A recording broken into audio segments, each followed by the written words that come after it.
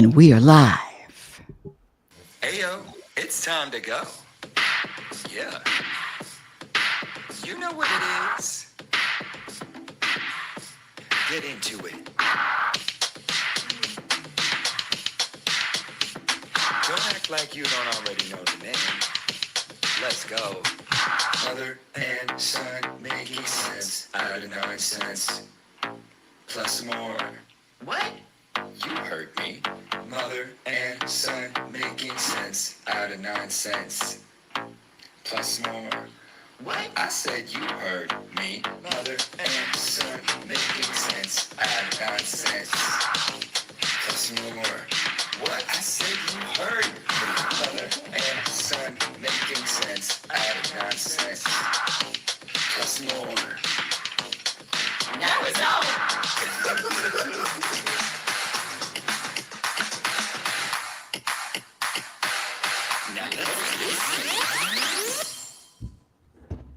Welcome, everyone. Excuse me, hold on. Can we fix the song so it doesn't stop in the middle every week, please?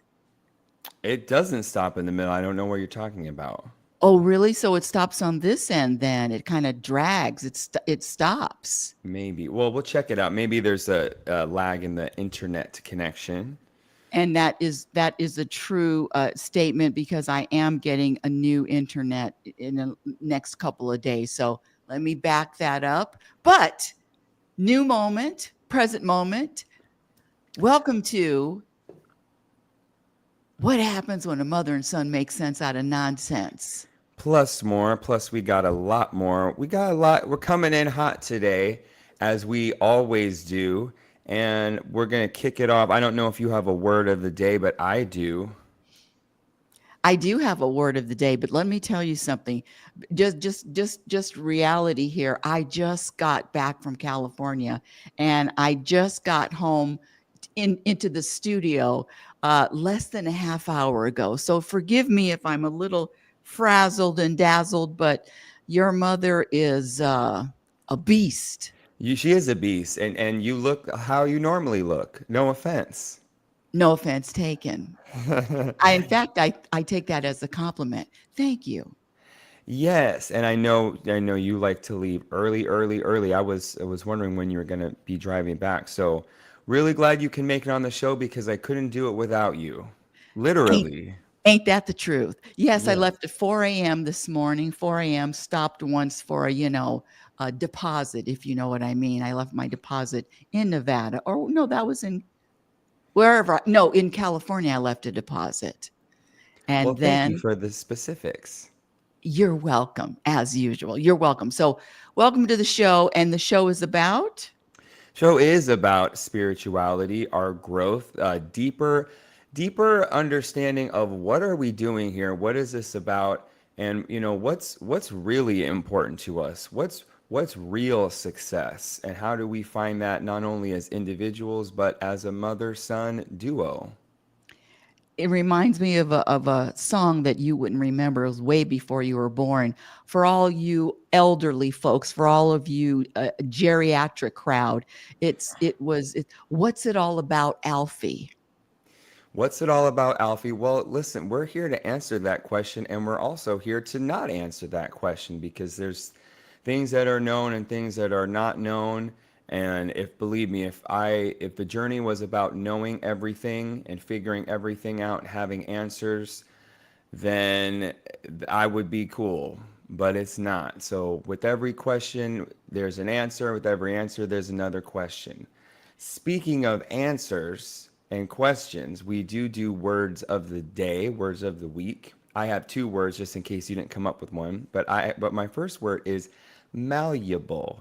Malleable. Oh, I know that word. Yeah, I know it too, but it's not a word that I use, but I like it. It kind of rolls off the tongue. It is easily influenced or adaptable to different situations. Her mindset was malleable, making her open to new ideas and perspectives. So I like that word because I think it ties into spirituality. And I just wanted a different word other than flexible, flow, because I wanted to bring up later in the show about how you and I are flexible in our plans and how we can be malleable. I like the word malleable, and it's not that easy rolling off my tongue. It's really, Malleable. it's really not. I'll give you a hint, which is it's a Y. You can change it to malleable. Malleable. That helps me a lot. Thank you. It helped me. Malleable. Yes. And don't say it slowly. Malleable. No, Well, we are malleable. running out of time Oh, here, yes. so not And too slow. your second word of the day?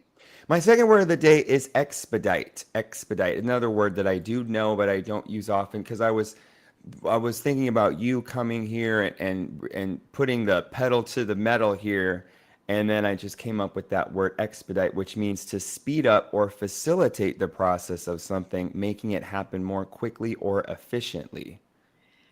What a perfect word to use when you just keep dragging on and droning on with these long stories. And Expedite. that's all the time we have for our show today. So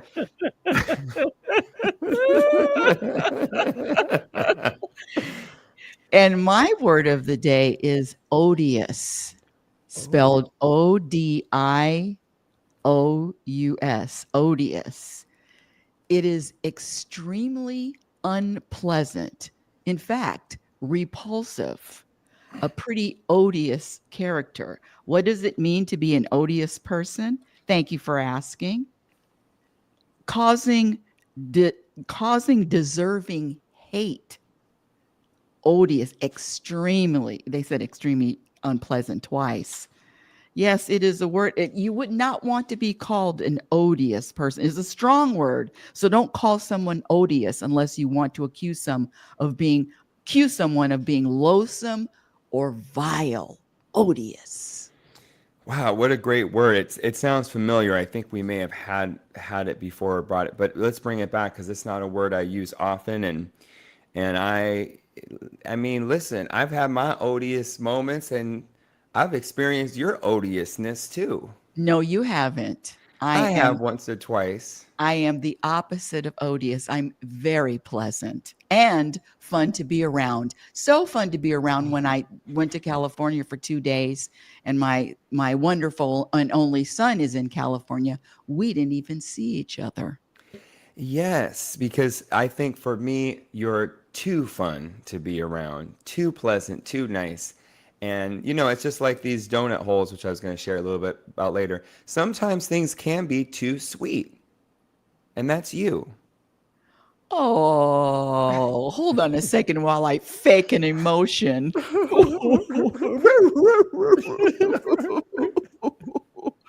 Oh, too sweet? There's what? I think Listen, that is a, uh, side compliment, criticism at the same time, but I'll take it. well, there is a reality to too sweet, too rich, whatever it is, too anything, vegetable, I mean, just relating it to food. Too much time inside, too much sun. Sun is healthy, but not if I'm standing out in the sun 9 hours a day. So everything in moderation, including my own mother. Well, thank you for that. My eyes are open, and let's see when you see me again. No, we did FaceTime, and that's one of the things I love about our relationship. Without be not joking, is that we are able to flow with whatever our schedule is, and we don't take it personally. If I see you, it. I was supposed to see you. If I don't, and I just I love that about us, and we weren't always like that. Yeah, it, it's it, no, it's growing into it, and I would say that the majority of people, this loving someone with strings attached, especially parents having obligations or making or wanting their children to feel guilty if they don't A, B, C, or D. And I never, well, I practiced not wanting you to feel obligated, or if you're inspired, yes, but this obligation is heavy, and I don't believe that's love. I believe that's control and manipulation. yeah, I think so too. And we have grown into that. It's been such an ongoing, really beautiful step by step flexible journey of both of us, and I think because I wrote it down as a topic, and for me, I think because we're close and because we enjoy each other's company and have fun, and I don't have to wonder if you like hanging out with me. You don't wonder if I like hanging out with you. And I think for me, there it lends itself to assuming assuming about the other person. And well, I just assume that she wants to do this, or she'll assume that I want to do this, and I'm thinking about what has brought me peace around this hanging out, which is just like what we did yesterday, which is just talking about it, just communication. And we communicated before you got here of, okay, I know which days you're going to be here. I knew Thursday was busy, maybe Friday. We had a loose, I had an understanding of what was going on with you Friday, and then on Friday when we talked, we just talked it out. And I think that's what I'm learning to help bring me peace is just to talk it out and feel it out and not have really, when you say strings, it's for me it's expectations.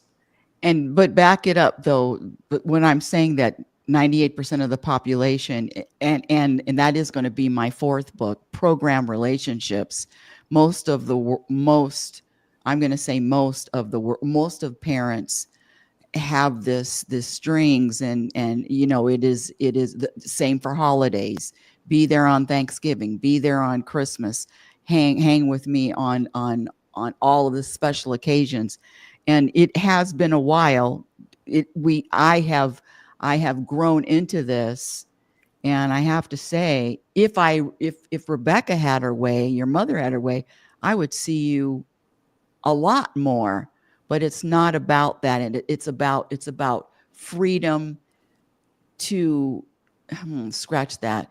It's about giving a gift of freedom to the person that I claim to love, that you are free to be you and do you without any extra from me, without me wanting you to do something so I will feel better. My feeling good, my feeling peaceful is my responsibility, not yours.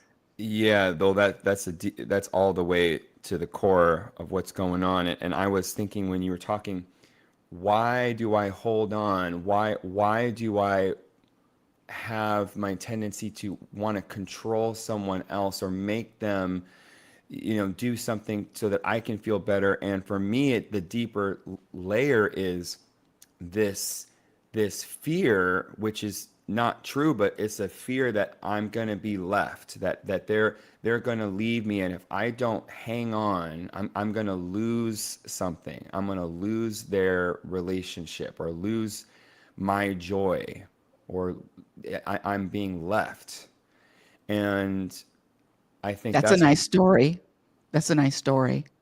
well, I did say it was a story. Oh, and and the spiritual work is I'm never left.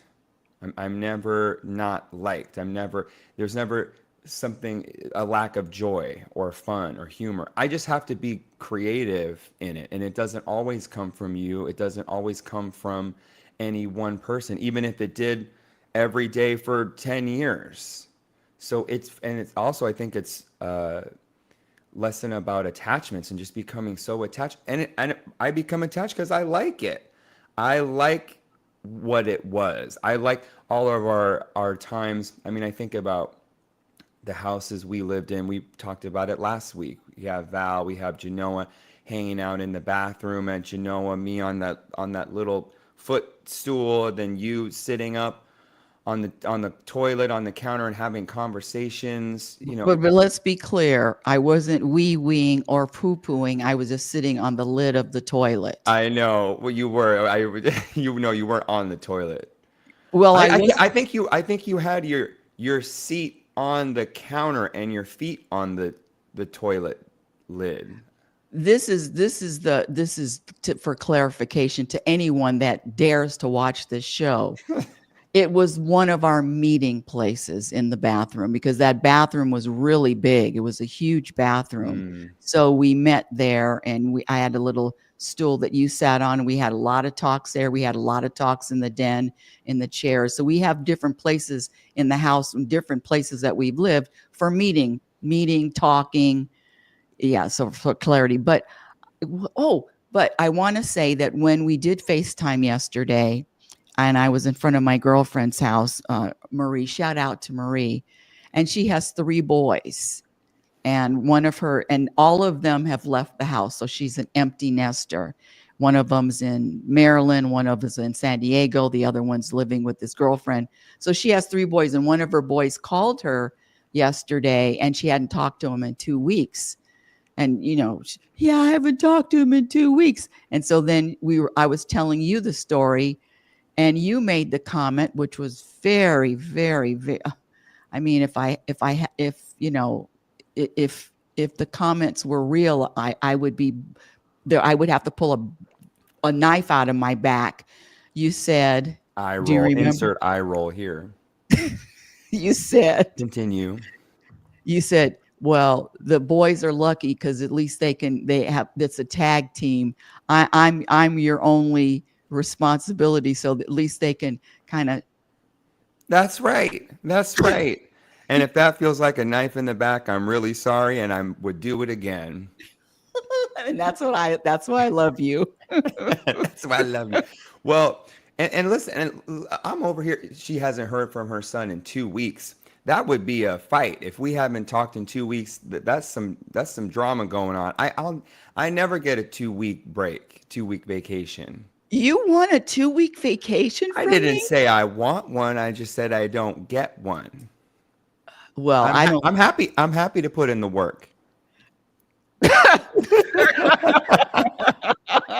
Well, let me say this. It would not be a vacation for you. You say you want it, but you wouldn't. And next topic. All right. So,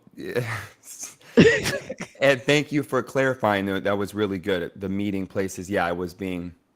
That helped the clarification of the meeting places. And what I wanted to emphasize was those are really nostalgic, fond memories. And whenever something is quote unquote good, it does bring up that tendency for me to attach to it.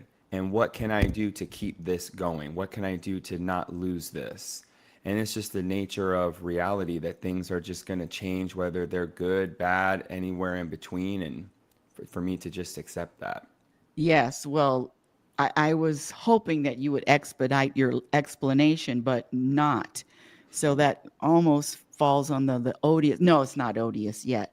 We have a question, and let me make sure I know the timestamp because I told the person that sent the question is if they don't want to watch the entire show, which I don't, sometimes can't blame them.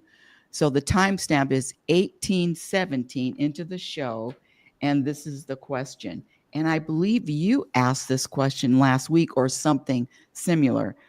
When you're on this journey, is it generally a part of the journey to be so ecstatically happy yet equally miserable at the same time? When you're on this journey, is it generally a part of the journey to be so ecstatically happy yet equally miserable at the same time? And I'm going to answer it as she's describing it as a roller coaster, and life is a roller coaster of happenings.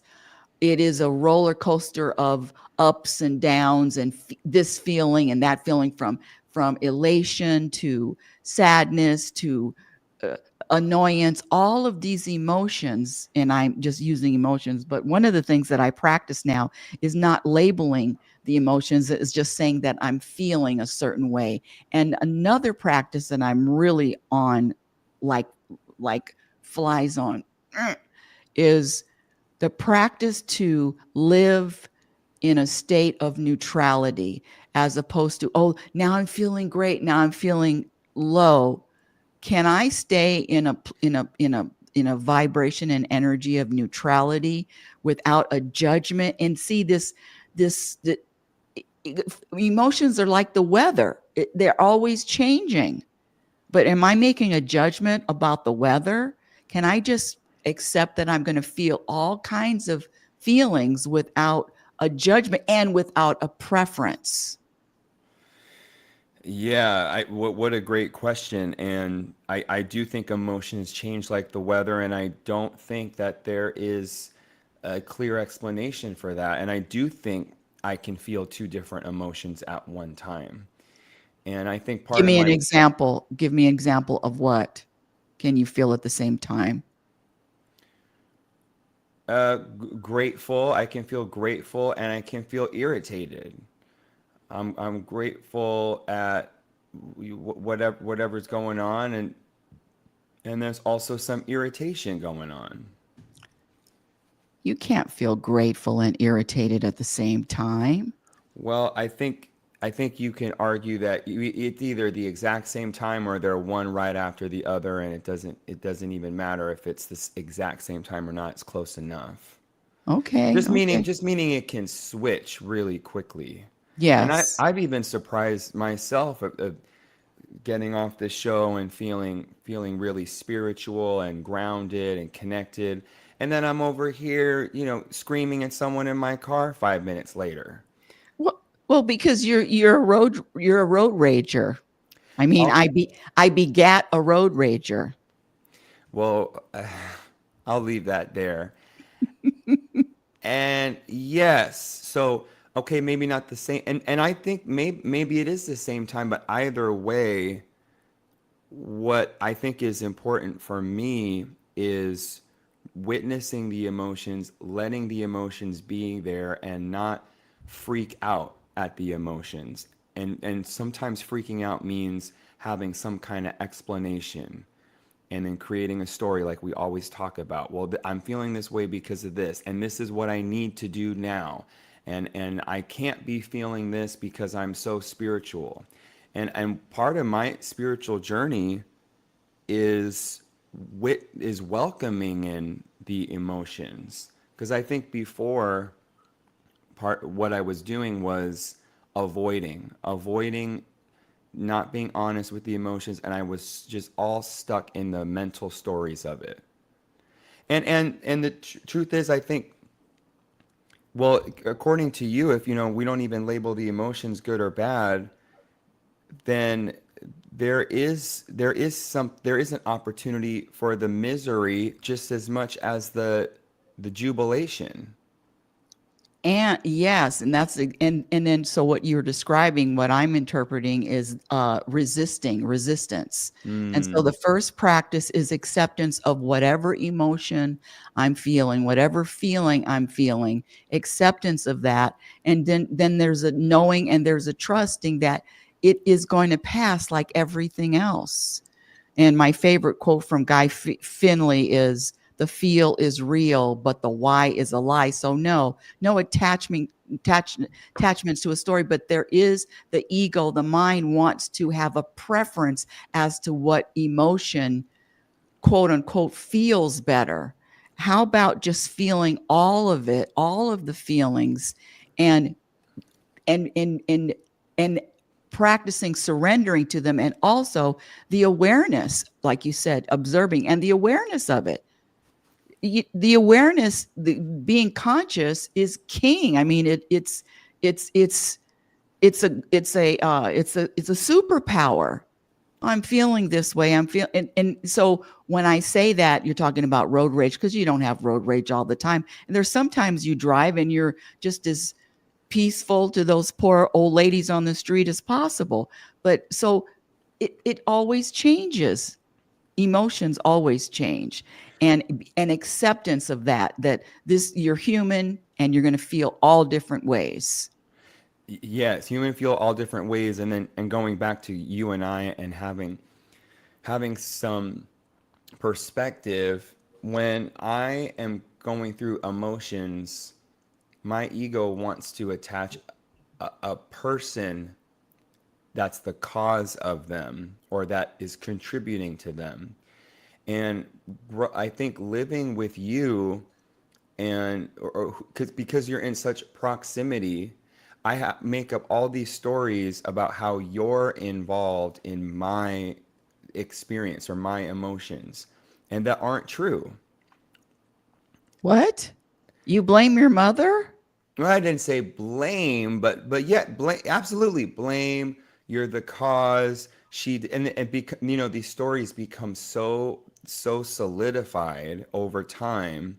And so I think this is why, I know this is even a story in and of itself, but I do think there's truth in just having space in these relationships, even space for my own apartment, so that I can't attach a story to what's going on. They're not even around. So it's important for me to get perspective around that, and my number one attachment is my spirituality, just to keep coming back to that. I love that. I love that. Yeah. So we did answer the question, and get used to the roller coaster ride, and switch the perspective to enjoying. And in fact, listen to this one, Nathan. I got this yesterday from the universe. Here we go. So I had a couple of triggers. I was triggered by I went to a dermatologist. I go to California. I go to California because my doctors are in California. And so this particular dermatologist, which is the best of the best, she wasn't there that's this particular day. So I made an appointment with the other doctor in the same office. And I knew, my intuition said, this doctor's not going to be as good. And sure enough, as I had a full body scan, they go through your hair, they look here. And my regular doctor, she's pulling ears, she's looking behind my ear, looking in my ear, looking here, looking everywhere, and touching and groping. And, it's a full body scan for the skin. And this doctor, well, I knew I was in trouble, because when I got there, they have a nurse writing down, or an assistant writing down, well, why are you here? Any new developments? And I said, is this doctor, let's just call her Dr. Smith. Is this Dr. Smith? Is she good? And the assistant said, she's pretty good. And then I said, well, that's not good. Your mother. I said, pretty good isn't good. And sure enough, when the doctor comes in, she's lightly touching. She was finished with my full body scan in maybe 3 minutes. No, I'm exaggerating. Maybe 5 minutes. And then I have a spot on my inner thigh, and she says, what is this from? You're the doctor. What do you mean, where is this from? I don't know. I'm just looking at it right now. So she gets her little microscope, and with the little light, and poking it. Well, you're going to have to come back and get a biopsy. What do you think it is? What are some of your guesses? Then I made the big, not a mistake. Then I said, how long have you been practicing? Your mother, well, scratch that. Your mother, Rebecca, that was all Rebecca. The bottom line is triggered. But that Rebecca gets into this pattern, this robotic pattern of reacting the same way, just like a robot, just like what I accuse other people of being, robots, acting the same way with the same type of carrot. This is a Rebecca carrot, not efficient, not the top of the line. And it was just, the experience was more of a mirror back to me of what I wasn't practicing, and not trusting that everything still is in order. And anyway, it was just a whole carrot, Nathan, the juicy carrots like you have yours with your driving. But the good news is, the practice is letting all of that go within a short period of time, and not dragging it out another hour, another 2 hours, 3 hours, keep thinking about it. It's rejoice quickly, recover quickly, next moment. It happened. I'm going back to California in a couple of months with the real doctor, And it's just more awareness. Yeah, there's so many good things in there, and some things I relate to specifically with medical attention and care. And I'm just gonna go right into the deep layer for me, what I think's going on for me, which is God isn't caring about me. God doesn't really have my back, because why am I getting some half-ass care? Or some wasting my time is another story that I go to. One of my carrots is wasting time, and God isn't looking out for me, because sometimes it's very clear. I get a doctor or a nurse or some practitioner that is so my vibe, so thorough, friendly, funny, smart, experience, and I'm thinking, yeah, this is what feels like God is watching out for me. So in a clean office, then I go when something else happens, I'm thinking, why my mind, my human mind cannot comprehend why this is happening. It does not see any opportunity in this. I had an experience too at urgent care when I was dealing with my sinuses. The first practitioner I had was just my vibe, and she was listening to me. I have questions when I go in. I'm asking questions, and I expect them to be answered. I mean, I'm not going to hold them hostage, but this is what I'm here for. The second time I go in, she was so opposite. She was like she just had a kind of a gruff vibe about her, like, kind of pick yourself up and you'll be fine, and this is no big deal vibe. And she kind of scooted me out, and well, we don't know what it is until we test for it. Okay, well, you're right about that. It just totally different, not my style. And I thought, what a waste of time. I felt pissed. I mean, that was my carrot. So as far as medical goes, and the other thing too, Mom, is having some empathy for people that are new or not experienced, because everybody goes through phases where they're new or not experienced, even me. But it's, do I want to be paying money for someone that's not experienced or new? It's just a whole dance, because I think sometimes it's important to give them an opportunity to practice. I just don't want to be the one that they are practicing on. I'm not going to be a guinea pig. Hey, Christopher, thank you. Shout out to Christopher. He's one of our fans.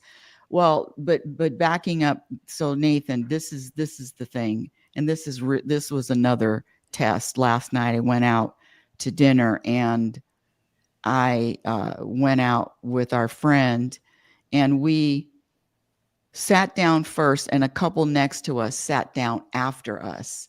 And so our waiter, number one, he was a singing waiter, which is already annoying. Hello, how are you doing today? What can I get you today? Ooh, that. And so Rebecca gets into this fake voice and thinking, do you talk like that at home? Just talk normal, please. And plus, he went to those other people that sat down second. Now, Rebecca is, we sat down first, but let me tell you, this is it. This was my revelation, not a revelation, but this was my message from the universe. And it's called, Nathan, it's a new thing. It's called Transcending the Super Bowl. We have the Super Bowl every year, or the World Series, or the NBA championships. The Super Bowl of Transcending. It's easy for me to say, it's easy for Rebecca to say, we were here first. But transcending and not saying anything, I didn't. And then and then the universe hit me with all of these people in the restaurant, every single one of them. They're you. What? Yeah. They're the universe, and they're you. You were there too. The goofballs, the oddballs, the scene waiter. You've used a voice that, hi, you've shifted your voice, and then the universe says, and we are entertained by every single one of you humans. Every single one of you humans is entertaining us. And can't you be entertained with your experiences? Can't you be entertained with all of this? And I challenge myself to just transcend more, and meaning not falling for the ego, the mind's trick of say it, do it, be the robot that Rebecca has always been. Well, there's so many good things, so many profound things that are coming to me from what you said, and this is for me. It's it's accepting my part in the moment. Sometimes I'm the singing waiter. Sometimes I'm the road rager. Sometimes I'm the one in the car laughing at the road rager because I'm cool. And this is taking me all the way back to when I did musicals and doing shows often and looking at the cast list.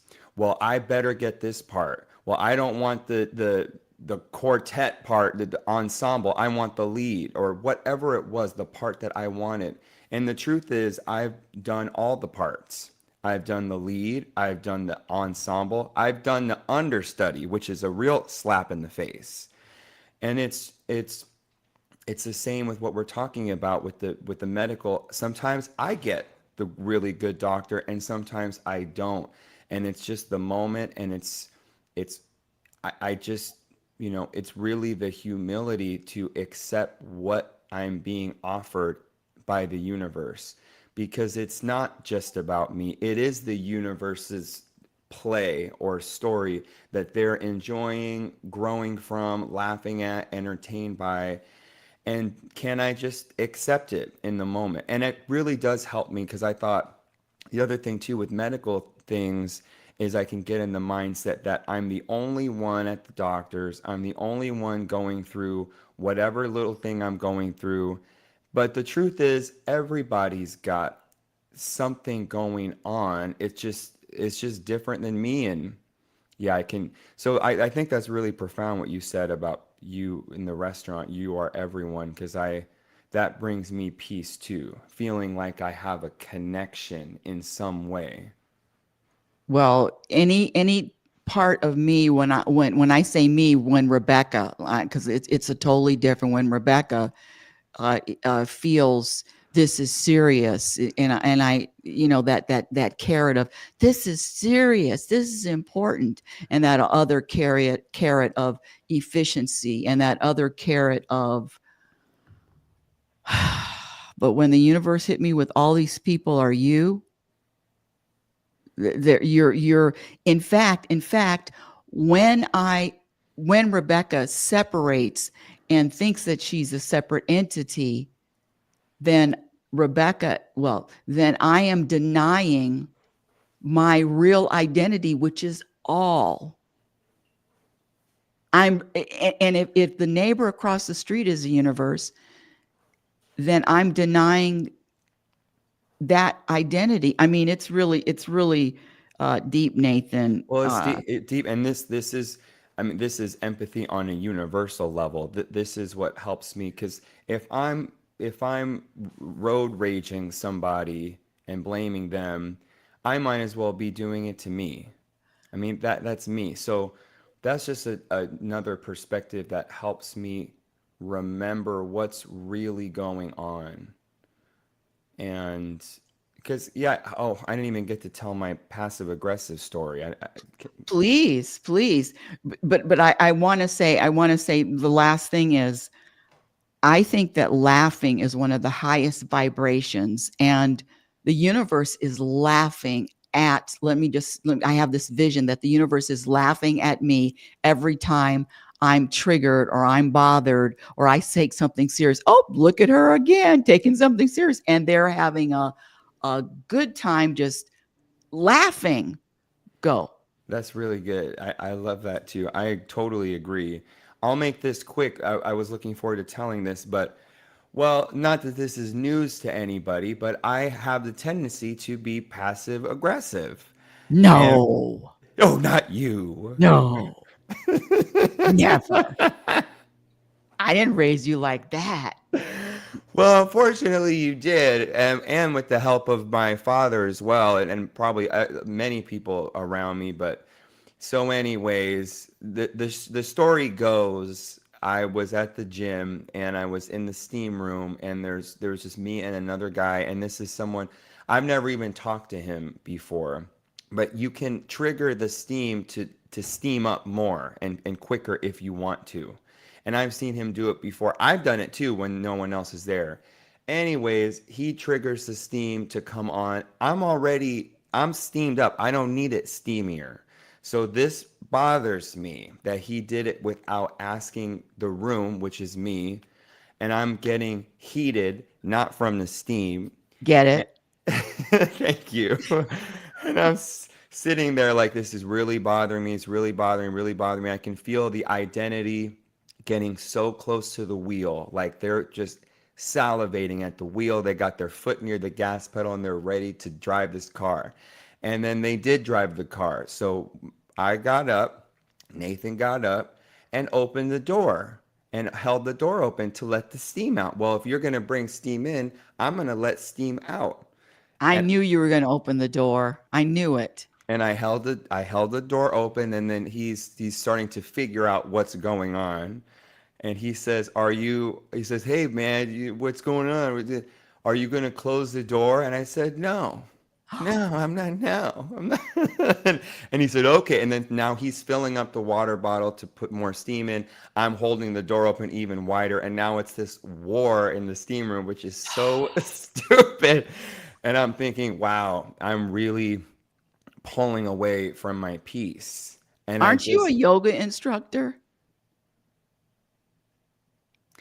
and so I,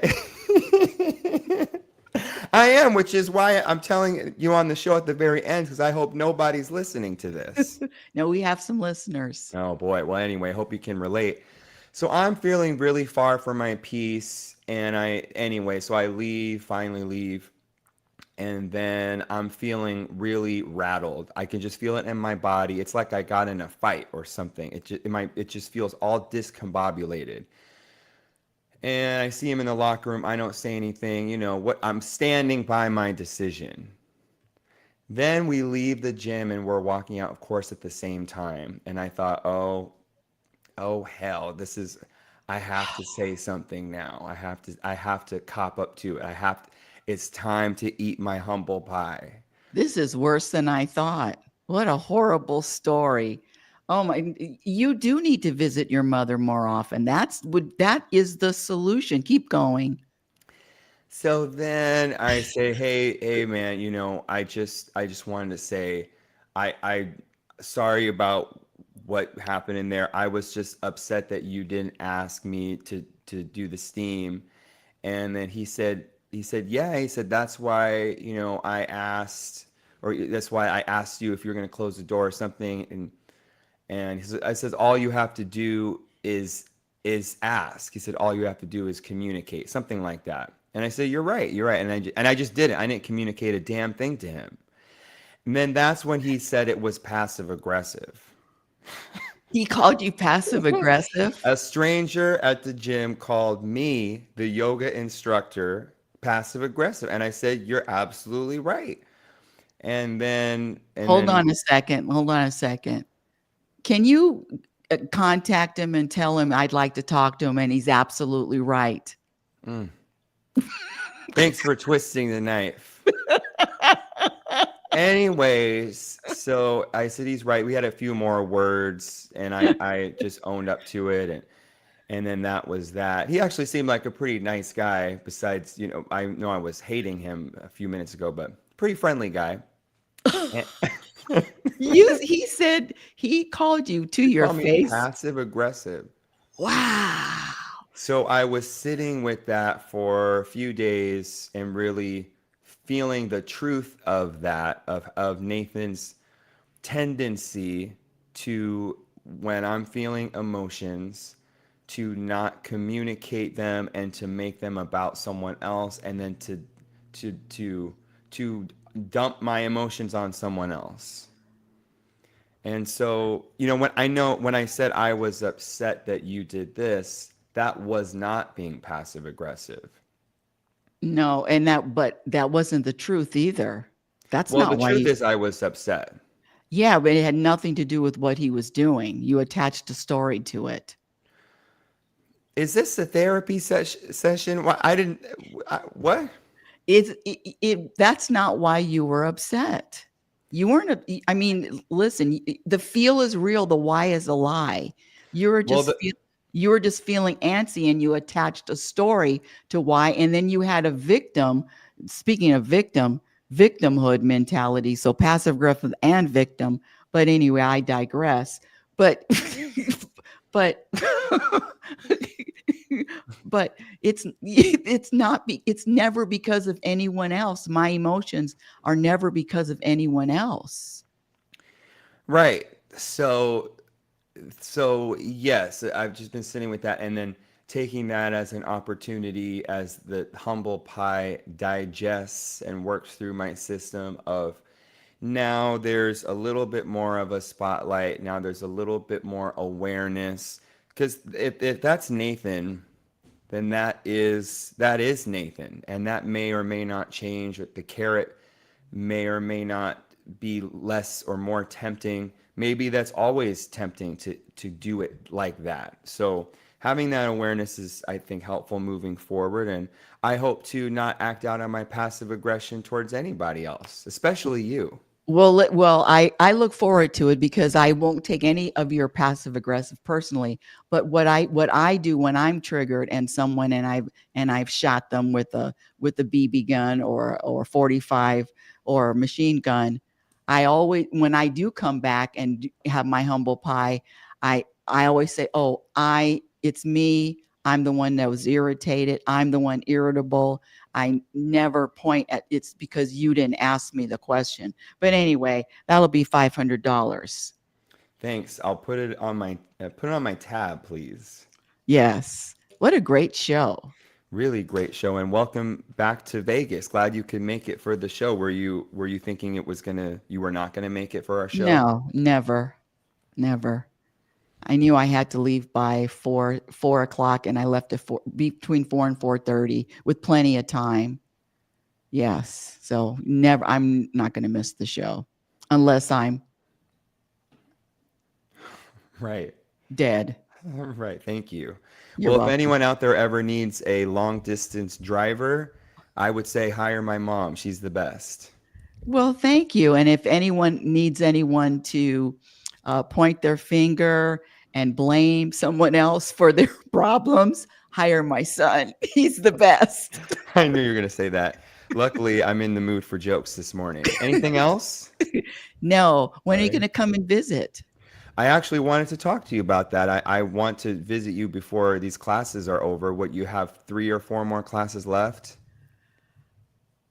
We'll talk about that because I tell you 100 times, 10 weeks, not this week coming up, but the following week is spring break. 10 weeks. It's a 10-week course. Last week was week 5. So you do the math, and I love you. Mic drop. Love ya. Ayo, it's time to go. Yeah. You know what it is. Get into it. Don't act like you don't already know the name. Let's go. Mother and son making sense out of nonsense. Plus some more. What?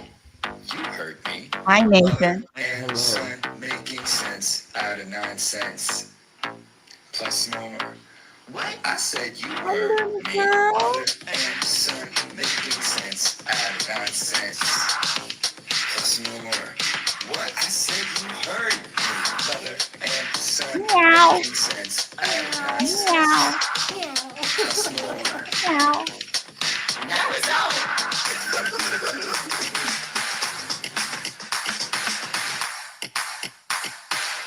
Now let's